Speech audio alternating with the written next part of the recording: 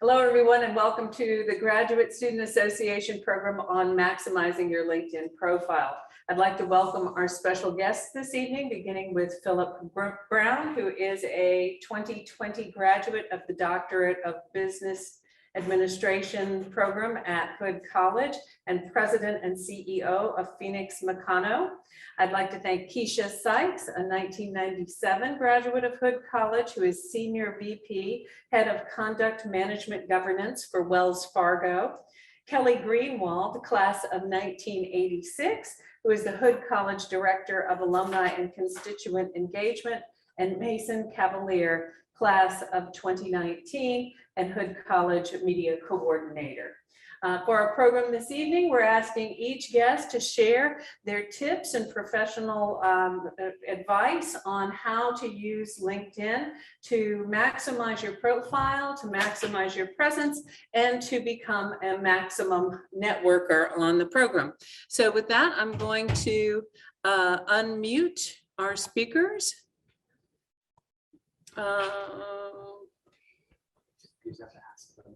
Ask everyone to unmute. Okay, ask to unmute. Ask to unmute. So if you will go ahead and unmute yourself, speakers, we can begin our program. So I'll ask a few questions just to get people started here. So Philip, can you begin the discussion with sharing with us some of your tips that you would recommend people most engage on LinkedIn as people who are relatively new to the platform and want to make a very positive professional presentation? Lisa, you've asked me for a reason, and those, my alum from the doctoral program, know that I am a major LinkedIn user. As you introduced, I'm the president and CEO of an international manufacturing organization. I have a broad professional network, and I use the word professional, never to be confused with, I'll show my age here, saying Facebook or whatever is used now. Who uses Facebook now, but I still do. I'm old, but a completely different strategy in LinkedIn. And I use it every day, absolutely every day. It's on my app, on my phone. I check it regularly, but I use it with a purpose. Clearly, graduates, I'm sure in the room here attending, are in a different stage of their career to me right now. But I think the rules are the same. I think you have to commit to it. I think it's very important that your homepage reflects who you are. There should be an authentic photograph of you, a very clear photograph, a background clearly that reflects, what you're interested in. There's a very fine line here right now. It's important you build up your network and you are disciplined in how you use it. Be authentic, though. I think something I have a very diverse group of people from age, ethnic backgrounds, every aspect working for me. We train and talk with them regularly. But I think the very important thing about LinkedIn is to be authentic, but professional. Be very professional and selective who you connect with. I see many people rushing. They want to get to that magic number of 500. They want to get to 500 because when you look at people on their connections, if they're less than 500, you can see whether it's 45 or 404. Once it's 500, it's 500 plus. But be selective. Do not connect to people where you see no value. Set your basics up. Look at people, choose it, me, whomever. Look at people and you'll see who the more committed LinkedIn users are, and try and adapt your profile to their disciplines. Also follow people, follow organizations, but follow them that are meaningful to you. Don't just build a resume. I keep going back to authenticity is everything. The foundation of LinkedIn, I've researched LinkedIn, it is about relationship management. It's about networking. I've shared with Lisa, Dr. Littlefield, I've shared some papers. There's a very well-known paper. I used it in my research some years ago. It's called The Strength of Weak Ties. And that really shows you, that influenced the foundation of LinkedIn. I would say be very selective, learn for people. Do not run before you walk, but use it regularly. Don't just set up a LinkedIn profile and sit there and let it go dormant. I can only say I use LinkedIn every day. I would look at my app for LinkedIn. I doubt 2 hours go by without me looking at it because I've got such an active network and it's interesting. It's important for my communication strategy. To piggyback on Philip's point, I use LinkedIn strategically. So, put another way, I connect with fellow alums, which Kelly knows all too well because I'm always sending her updates as I see things from folks within my cohort at Hood, as well as beyond. I also use LinkedIn for professional connections, staying in contact with colleagues as I've gone through my career journey.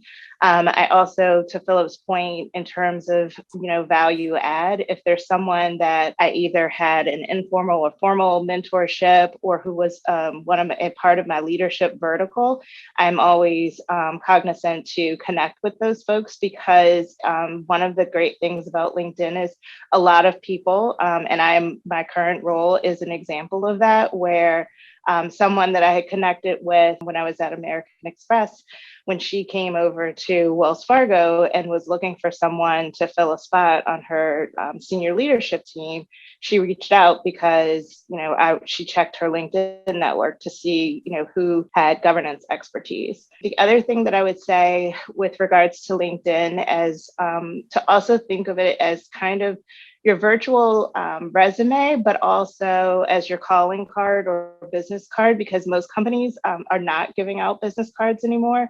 So when I go to conferences or recruiting events or just professional events in general, the one thing that's been really clutch, and I tell folks that I've mentored or given advice to, is to make sure that you have your locator feature turned on, because that will pull in all of the different profiles. To Philip's point, if you have it as an app on your phone, that's a great way to just connect with folks that are at the event, whether you get time to actually speak with them or you can see who's there and you can find you can that way connect with them so that you can have informational conversations post the event. I'm not on an every 2-hour cycle like Philip is, but it definitely is part of my daily routine. I'm constantly looking for, I love the people you may know feature. So whenever I see the Hood Shield come up, I'll do that. I also pay attention to it's like the 3 degrees of you feature. You can figure out if you may know someone who is secondary connected to you. So I will always investigate that.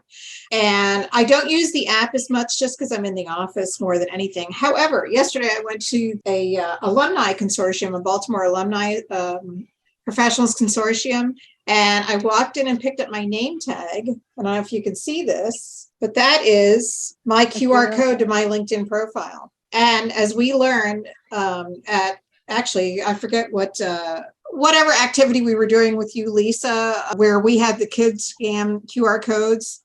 Everybody's hot on that. So I thought that was a really interesting way to connect. I definitely agree with have your photo be a fun photo. You don't have to look like you're about to sell anyone a car. If you can tie it into your business, do it. If you look at mine, you'll see, and I have my ring, I have my Hood ring showing in my profile photo. And then my background is the pergola. 2 things that should be instantly recognizable to any Hood alum. I use it mainly, LinkedIn I use mainly for celebration. And that, promotions, new jobs, that kind of thing. Any posting that'll raise the profile of Hood and celebrate our alums is mainly what I use it for. And for connectivity too. I've had folks, Keisha, you're probably my biggest user, will send me job links that I'll forward on. So professionally, for my profile, if I find something that's industry related, I'll share that. I'm not too interested in the magic number of 500, but I am interested to get the Hood account up to 500 or more. And I do agree also with Philip's point about being very, kind of strategic with who you let into your inner circle. I really get tired of people trying to sell me things. I will make an exception for an alum, but the minute they try to sell me I don't know, an annuity, just no. Thanks. I'm here to talk about Hood, not about, whether you want to insure my cat or not. I will say this, and I've noticed it and I don't like it. There have been some trends on LinkedIn where people are starting to get into more of these hot button topics on LinkedIn. And I would strongly advise anyone to not engage. Save that for Facebook, or don't even, because it'll keep your blood pressure down. But I'm not fond of that trend right now where people are using LinkedIn as a political platform as well. I want to know about your job, your company. Are you hiring? Can you help out Hood students? That kind of thing. So yeah, I help to manage the Hood College LinkedIn account, and I believe we just surpassed 15,000 followers on that account. So a not insignificant amount of people are paying attention to that channel, and it should be no surprise since we are at our core preparing folks for their professional careers. And a unique thing that we do is that we took into account who our community is going to be on LinkedIn. And we thought, well, how many high schoolers or students who are going into our undergraduate programs are going to have a LinkedIn? And I think we went around the room and not one of us had a LinkedIn when we were in high school. So we made the measured decision to make our LinkedIn focus purely on the graduate school here at Hood. So I think Kelly said it, LinkedIn is a platform of celebration. So we are celebrating everything that the grad school accomplishes, whether that's launching a new program or beginning a new cohort in our doctoral program, anything that the graduate school does. We're celebrating it on LinkedIn because it accomplishes two things. It helps us to reach what we feel is a valuable community, which is fresh post-grad students who are now looking for the next step in their career, whether that's, connecting them with an employer or allowing them to continue their education here at Hood. And it also keeps us top of mind. I think Philip said that you need to stay active on LinkedIn. If you go even a week or two without posting, say you go 14 days without posting and somebody views your account and sees that, oh, well, they haven't posted in 14 days. So I bet this account's not very active. I probably won't follow this one. That's something we have to be conscious about when we are posting as Hood College, and something that you all should be conscious about when you're posting as your personal profiles. I'm not saying that you should post everything like, oh, you took a walk and ate lunch. That probably doesn't need to go on LinkedIn. But don't just celebrate the big occasions. If you do something that you're proud of at work, share it. If you make a great connection, share that. I think Kelly also mentioned that she hates when people sell her stuff on LinkedIn. Speaking more towards personal use now, use the platform to make a connection, not a sale. It's very similar to other social media platforms when you think of it like that. Say you go on Instagram and someone you haven't spoken to since high school is in your direct messages trying to sell you dry shampoo or something like that. Not interested. Probably not going to talk to that person again. The same goes for LinkedIn. Try to make connections, get to know people, build your network, similar to what Philip said, but understand that you're there to make connections, not sales. Try to build a base of knowledge and a base of connections that is going to suit your professional needs. Don't go into it thinking, this is how I'm going to get my next job. Go into it thinking, this is how I'm going to learn more about this industry, this profession. This is how I'm going to hear from people who know what they're talking about as I try to, figure out the next step in my career. All right, thanks, Mason. Let's go back to Philip. Philip, do you have any tips for people who might be, graduating from Hood and seeking different kinds of professional roles or new opportunities? Yeah, I do. Can I just come to that in a moment? I can come to that through the lens. My wife and I have three children. The children, they're in the mid-20s. They're all graduates, so they're in maybe similar shoes to people in the room here right now. Let me come back to that. Some tips there. Let me pick on some comments here made by colleagues. Totally agree. One thing I'll say, don't forget, you can unfollow and you can disconnect. As quickly as you can connect. And to a point I think Kelly made about political statements, hot button subjects, I might give somebody I know very well one mulligan, one strike, but rarely. If I see somebody I'm connected to and they use it for what I think, and maybe to Kelly's tone, is incorrect, I will disconnect. I'll disconnect from them, or unfollow is very easy. So, don't forget you can disconnect. And I think it's very important you don't get involved in that. I'd also say on the structure, I use it organizationally, maybe others do here. There's a lot more behind LinkedIn than maybe people here realize. I'll come to in a moment LinkedIn Premium. Maybe people know there's LinkedIn Premium. There's also a much higher platform called Sales Navigator. There's also LinkedIn Recruiter. There's a lot behind LinkedIn. So, what I am or what you're putting on there do not underestimate just what organizations can see. They can see who you're linked to, not in the general platform that most of you are probably using here, but in the professional platforms, they can see who you're connecting to. They can see a lot more. That's good as long as you remember the discipline and how you use it. I would share with you, particularly two children, they kick me for saying children, but two of my, they are my children, always been my children, but my children use it. And they also, I didn't pay for it, they invested in the premium. I think they maybe for a period paid $30 a month. That's a lot of money, I know that. But it gave them a lot more tools and power when they were transitioning out of grad school, undergrad school, in what they're doing right now. So my children may be influenced by me, but I didn't pay for it. They paid for it, but they paid for, I think it's called LinkedIn Premium. And it gave them a lot more information in contact, who they're talking to. Now that's not a decision you'll make lightly, because $30 a month, I think it's 30 or thereabouts, is not insignificant. But there are tools. But get to know how to use the base platform first. The base platform of LinkedIn, it is very powerful. So I'd say again, I said earlier, don't run before you walk. Get your platform set up, get how you use it set up. It's aimed at different generations. I've been very proud watching my kids. They were very skeptical about LinkedIn because dad likes LinkedIn and dad's old. But I can tell you all three of my kids use LinkedIn actively for their career, for their networking. They're in very, one's in medical, one's in software engineering, the other one's overseas on a Fulbright scholarship. They are all in very, very different fields, but all three of them use LinkedIn and they have their own strategy and their own purpose. To echo Philip's point, I am a premium subscriber.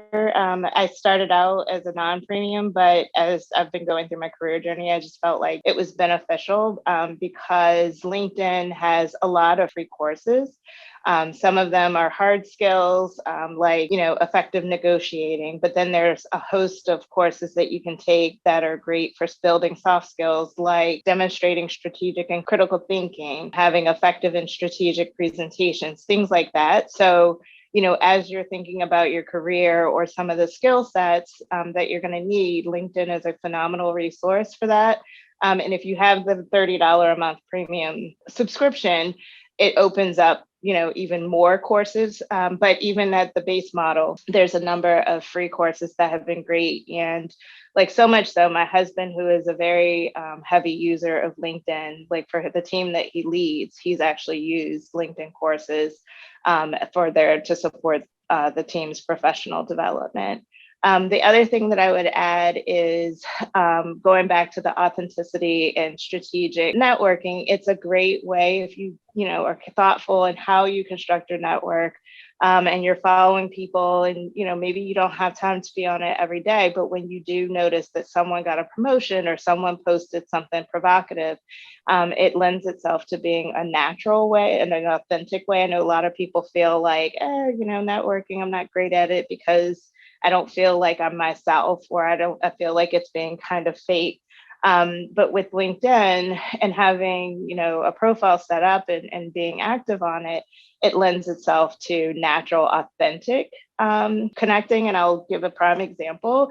When I was, thinking about making a career change and moving from one company to another, someone, that I had previously worked at, I noticed that he was now at the company that I was looking to go to, and he had gotten a promotion. So I congratulated him. And then, a month or so later, when I decided to pull the trigger, I felt comfortable reaching out to him to get his advice because I had congratulated him on his promotion. I wished him well for the holidays. So you can do that. And I think the last thing that I would say is, when you're doing your LinkedIn profile, I see some people who have a novel in their, about or their cliff notes, what's supposed to be, your elevator pitch. It's supposed to say, who you are, what do you bring to the table? And, if you want to put an interesting factoid, you can, but I purposely use mine to speak to who I am as a leader, what types of things, skills and expertise I bring to the table. And when I post things that are reflective of my leadership style, some of my professional or personal interests from a charity or extracurricular activity perspective that all tie to, who I am, or who I want people to know me as from a professional brand perspective. If you're nervous about posting, what are some things that are okay to post about? So we'll throw it to Kelly to start this round of. Well, I might not be the typical one. If you want serious business lady, you should go to Keisha, because I think our strategies are a little different. I tend to, again, it's a celebratory kind of thing. However, I've kind of taken the tack, and it could be this, I'm probably a little more comfortable because I'm a little older than most of these people, but I have no problem posting something that might be a little whimsical, that might be a little fun. And I don't do it as often as I probably should, and I hate to use that word, but it's nice just to share, even if it's something inspirational or you heard a good leadership quote. I try not to post too, kittens and puppies, but I would stick with something that's career relative, inspirational, that kind of thing.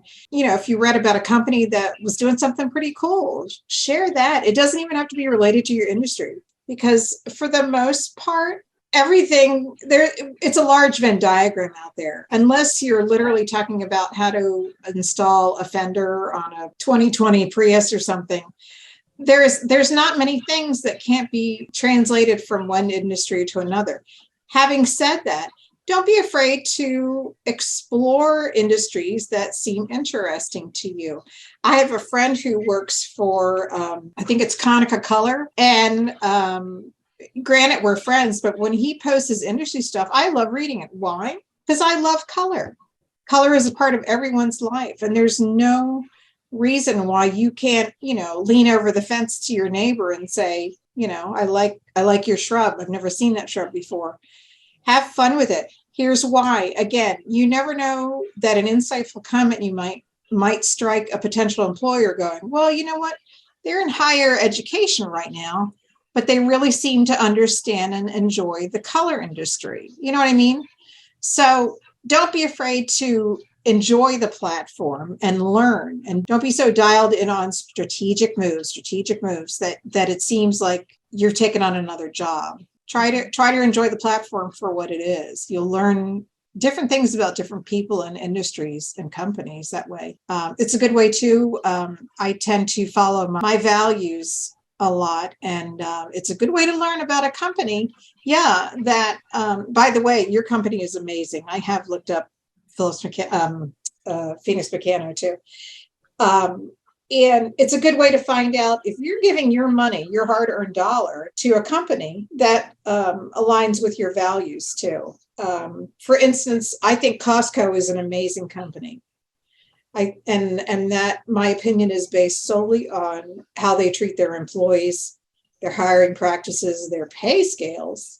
So I will support, Costco with my dollar and with my voice. I mean, as you grow, granted, I'm looking at it from a different perspective as a student, a potential grad, but it's really a great way to learn. I think if we're talking about the first post that you want to make on LinkedIn, it's worth mentioning that LinkedIn is one of the last social media platforms out there that actually pushes engagement via hashtags. So every social media platform has them, obviously Twitter, Facebook, Instagram, but almost all of those platforms, and this has been admitted by the creative directors from those platforms, don't really show folks content that is being hashtagged. The one outlier for that is LinkedIn. It is still a really big part of their platform. They want people to follow hashtags, and they want people to use them, and that's a big way that they allow people who are of like minds and of similar industries to connect with each other. So if you're talking about your very first post on the platform, maybe just a simple introduction, update your headshot, post a nice photo of you in professional wear. Of course, we don't want to probably see you at the beach. Can't get a lot of work done there if we're thinking about LinkedIn. And introduce yourself. Let us know about what skills you have. Let us know what industries you're in. And then try to use those hashtags at the bottom of your post to sort of tap into the conversation that is taking place within the spaces that you want to exist. And then beyond that, it's really, like Philip said, trying to toe that fine line of being authentic and being yourself, and also maintaining that all-important professional look on the platform. So let everybody know that there's a person behind that screen, but we don't really need to know what a great night you had on Saturday night. That's probably something that you can leave off. I would recommend do a repost. Look at an article, but don't just do a like. When you repost or share, I think it's called repost on LinkedIn, tell me why you're reposting it. So there's an article there, let's say, as Kelly said, Costco. Maybe Costco put something in there about values and whatever, diversity. Why? Just a simple line. Why that mattered to you? But I would encourage you to repost and find a theme. Follow organizations. Kelly said some examples there, including my company, but Costco and whomever. But don't just do a repost blank. That's telling me nothing. Because if I'm connected to any of you and I see that, I'm going to say, well, why did Kelly share that? Well, okay, Kelly said, but why Kelly? Why did Kelly put it on there? All you need to do is put not a paragraph, a line, and put it in there. Also remember, I've done this. If you post something and you think afterwards, that's not really me, then delete it. Don't do it too often now, but I've reposted one or two things, or I've changed my comments. I've not been happy with what I've written. Maybe I wrote it later and I thought, the following. No, I didn't really say why I did that. So I sometimes delete them, do them again. You can delete. Just try these things. But repost, do not repost though without a comment. Please tell me, tell your audience, tell your network why. And it can be just a handful of words, one line, a line and a half. Just why was that important?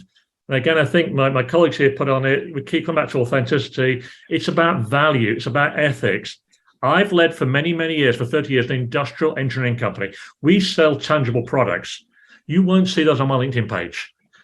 You will see about my people. You'll see, I've got somebody from your graduate school. I won't say her name, but I've got a very talented lady from your graduate school who's working for me now. I've got people from FCC. I've got an apprentice from FCPS. I've got people, we post with their permission. We post stories about them because I want to show them. I want to promote them. I want to highlight them, but also subliminally, it is my company. I'm part of a good company. I'll say a good company. And hopefully we are demonstrating, my people, we're demonstrating we're a company of ethics and values. Hopefully then people are more inclined to look at my website. That's where we do tangible business. We do not do business on LinkedIn. We separate it. When I was starting out, I'm a big fan of TED Talks.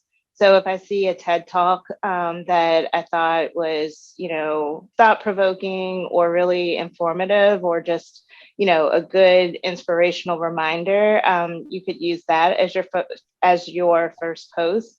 And to Philip's point, I always put just a simple blurb that says, great reminder to lead with authenticity, if that's what the talk is about, but it gives people, a headline statement as to why it's of interest. And to Mason's point, I also use the hashtags to also help. I'll put maybe 2, no more than 3 on there as well to help further articulate what the article or the video is that I'm posting. Another one that you could check out too, that usually has, just great leadership tips is Creative Leadership. They usually have some great quotes of the day.